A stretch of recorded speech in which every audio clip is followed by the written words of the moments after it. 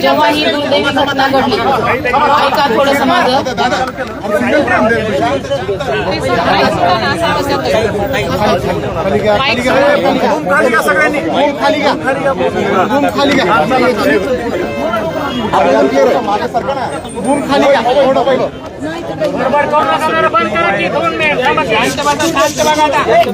ही दुर्दैवी घटना जेव्हा घडली तेव्हा माझे मिस्टर हे परळी शहरामध्ये किंवा बीड जिल्ह्यामध्ये हजरच नव्हते. ते बाहेरगावी देवस्थानामध्ये होते. तेव्हा ह्या खुनाशी माझ्या मिस्टरांचा कुठल्याही अर्थार्थी संबंध नाही, ही पहिली गोष्ट. दुसरी गोष्ट, जेव्हा संपूर्ण सरकार स्थापना झाली आणि आपल्या विभागामध्ये जेव्हा 2 मंत्री दिले गेले, हे आमच्या समाजाचे म्हणजे वंजारी समाजाचे अल्पसंख्याकाचे 2 मंत्री दिले गेले. हा जो विषय आहे तो ह्या मराठी समाजाच्या लोकांना खुपायला लागला की एवढ्या छोट्या समाजाच्या लोकांना ते पण 2-2 मंत्री बनवले गेले. तो एक विषय त्यांच्या डोळ्यामध्ये आला, तो एक विषय त्यांना खपायला लागला. दुसरी एक गोष्ट म्हणजे तेव्हा सुरेश धसांचं स्टेटमेंट आहे बघा, मी तुमची माती करेल म्हणून. जर तुम्ही पत्रकार असेल, तुम्ही त्यांचं स्टेटमेंट घेतलं असेल, तुमच्याकडे रेकॉर्ड सुद्धा असेल की मी तुमची माती करेल, ते त्यांनी चालू केलेलं आहे. तिसरी गोष्ट म्हणजे जेव्हा इलेक्शन झालं तेव्हा बजरंग सोनवणेंनी माझ्या मिस्टरांना जीवे मारण्याची धमकी दिलेली होती. आणि ती धमकी दिलेली असताना सुद्धा माझे मिस्टर त्यांना बोलले, जाऊ दे, झाल्या गोल्या गोष्टी झाल्या, इलेक्शन मध्ये काही गोष्टी होत असतात. ही एक धमकी दिलेली गोष्ट, ही एक गोष्ट. तिसरी गोष्ट म्हणजे, आणि जेव्हा दमाली यांनी जेव्हा SITचे फोटो सादर केले की माझ्या मिस्टरांसोबत की हे ह्यांचे संबंधी आहेत, नातेवाईक आहेत, ह्या लोकांना SIT मधून काढलं जावं. आणि आता तुम्हीच सांगा की काय प्रकार केला जाते. आता जी SITचे जे तेली आहेत ते एक प्रकारचे आष्टीचे जावईच आहेत. ज्या आष्टीच्या शीतल उगले म्हणून ज्या ISI ऑफिसर आहेत, IS ऑफिसर आहेत, त्या तेलींच्या धर्मपत्नी आहेत आणि त्या आष्टीच्या आहेत. म्हणजे ह्यांनी जावाईच आणून बसवलेला आहे SITच्या अधिकारामध्ये. त्या शीतलचे जे मामा आहेत ते जिल्हाधिकारी होते. परत दुसरे जे आजोबा ते तहसील क्लार्क होते, कुठले, आष्टीचे. म्हणजे इथं सुद्धा तुमचं धसांचंच इथं मनमानी चालू आहे. धसांनी आपल्या सोयीनुसार इथं त्यांचे माणसं आणून बसवलेले आहेत. आणि एक राजकीय फक्त आमची म्हणजे वंजारी समाजाची माती करायची. त्यांना हे आमचे दोन्ही पण जे मंत्री झालेले ते दोन्ही मंत्री नकोय. जे 40 वर्षात घडलं नाही ते ह्या वेळेस घडलेलं आहे आणि ते पूर्ण त्यांच्या डोळ्यात खुपते. आणि त्या लोकांना कमी करण्यासाठी एक प्रकारचं टार्गेट त्यांनी माझ्या मिस्टरांना केले. आज धसांना सुद्धा माझ्या मिस्टरांनी पूर्णपणे सहकार्य त्यांना निवडून येण्यामध्ये केलेलं आहे. बजरंग सोनवणेंना सुद्धा पूर्णपणे मतदान निवडून येण्यासाठी सहाय्य केलेलं आहे. हे सर्व सहाय्य करताना धसांना वाल्मिक कराड हे हवे होते.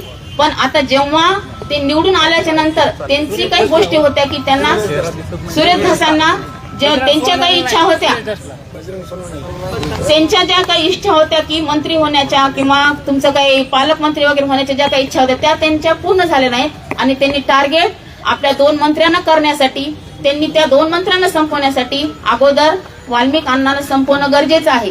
त्यामुळे त्यांनी पूर्ण म्हणजे हे राजकीय हेतूतून आणि जातीय समीकरण जोडून माझ्या मिस्टरांना बळीचा बकरा केलेला आहे. पहिल्यांदा जसं तुम्ही मागणी केली दमानियाची ऐकून पूर्ण SITची टीम बदलली, तशी माझी सुद्धा आज तेलीची बदली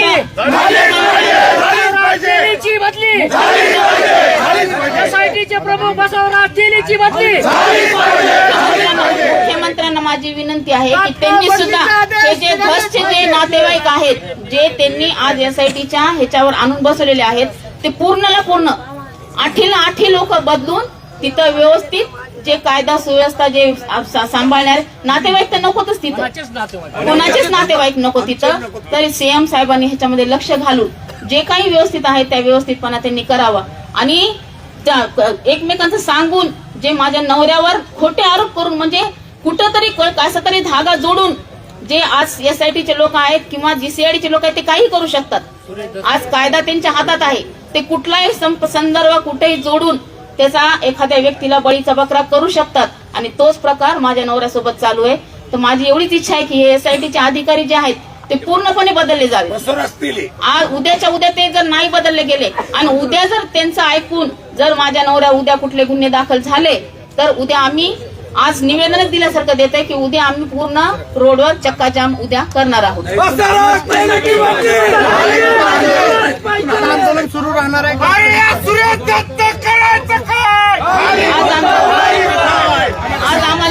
आज आम्हाला CM साहेबांनी किंवा आपल्या बीडचे SP साहेबांनी आज आम्हाला इथं येऊन आमचं निवेदन स्वीकारावं आणि आम्हाला एक योग्य तो शब्द द्यावा, आमची एवढी इच्छा आहे।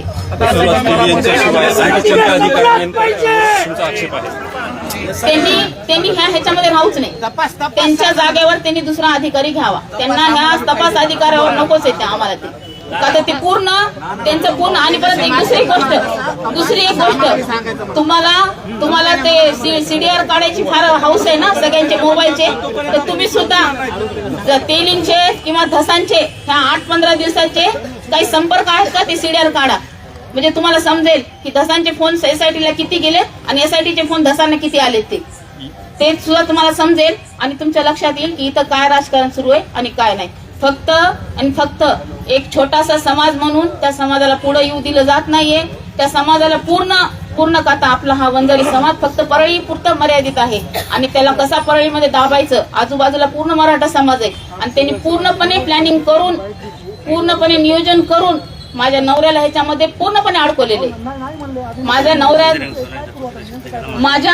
नवऱ्याला ह्याच्यामध्ये पूर्णपणे अडकवलेलं आहे आणि त्यांनी ते त्याच्यामध्ये लक्ष घालून CM साहेबांनी लक्ष घालून माझ्या नवऱ्यावर जे काही हे चालू केलेले ह्या लोकांनी त्यांना संपवण्याचं, त्यांच्या थ्रू आपल्या नेत्यांना संपवण्याचं जे काही षडयंत्र त्यांनी चालू केले हे तात्काळ त्यांनी थांबवावं, एवढीच आमची इच्छा आहे। आणि असं विनाकारण कुठल्याही गरीब समाजाला किंवा गरीब लोकांना टार्गेट करून त्यांचं मरण ह्या लोकांनी करू नये। अक्षरशः आज मरण यातना आम्ही महिना झालं आज मरण यातना जोडतोय। आणि दुसरी गोष्ट, ज्या व्यक्तीचा खून झाला त्या व्यक्तीचा आणि माझ्या नवऱ्याचा अर्थार्थी काही संबंध नाही, त्यांचा साधी ओळख सुद्धा नाही किंवा त्यांचे फोन कॉल्स नाहीत, काहीच नाहीत। मग कुठल्या संदर्भाने तुम्ही त्या व्यक्तीशी माझ्या नवऱ्याचं मर्डरचं हे जोडताय?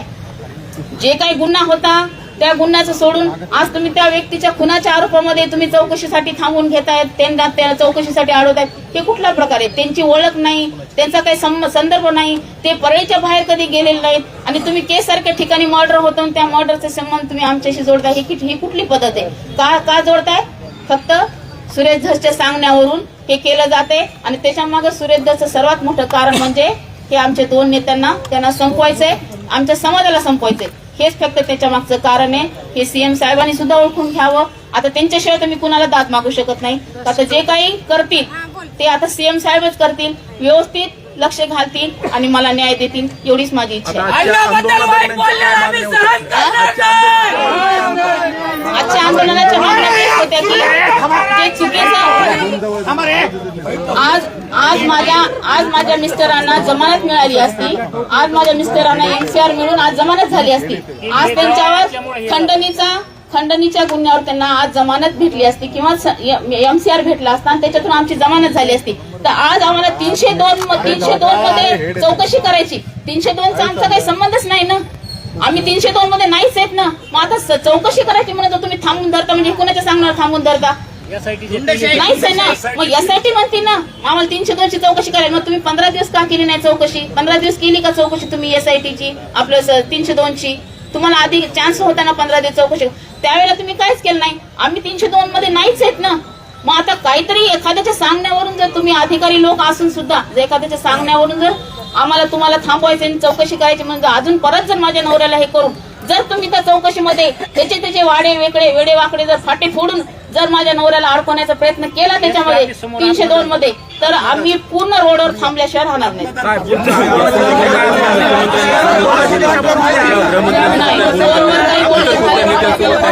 नाही आमचं दुसऱ्या कुठल्या नेत्यासोबत बोलणं झालेलं नाही, पण आता अशी इच्छा आहे की आमचं मागणं आम्ही आमच्या नेत्याकडे मागणार आहोत, आमच्या नेत्याला आम्ही आमची दाद मागणार आहोत। CM साहेबांनी ह्याच्यामध्ये लक्ष घालावं, त्याच्याशिवाय काय नाही, का आता शेवटी सगळेजण महायुतीचेच आहेत आणि आम्ही त्यांचंच काम केलेलं आहे. आता त्यांच्याशिवाय तर आम्हाला पर्यायच नाही. त्यांच्याशिवाय आम्ही त्यांच्याकडे मागणार.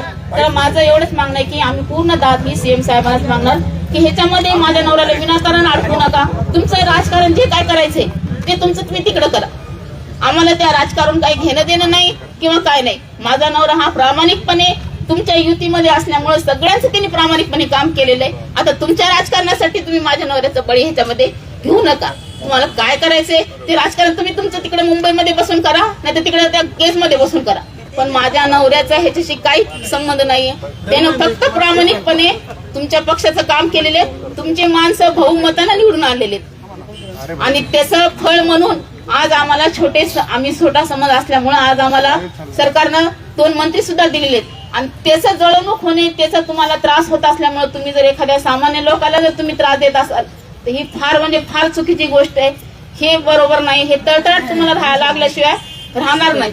तुम्ही दुसऱ्याला म्हणता का माती करतो म्हणून, पण तुमची सुद्धा माती झाल्याशिवाय राहणार नाही.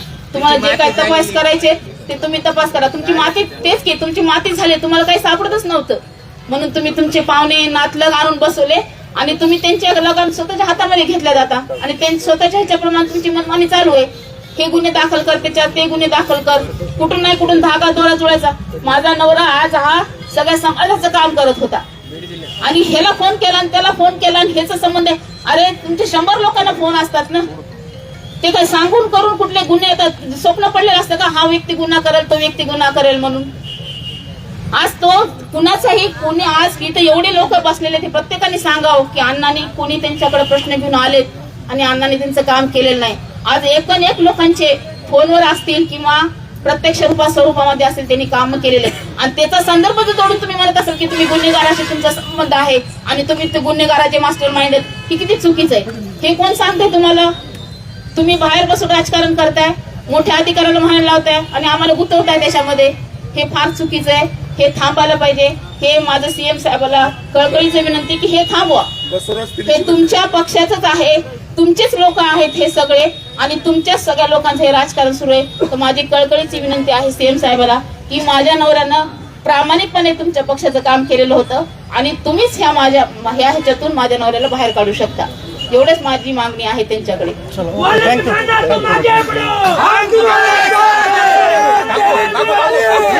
थँक्यू.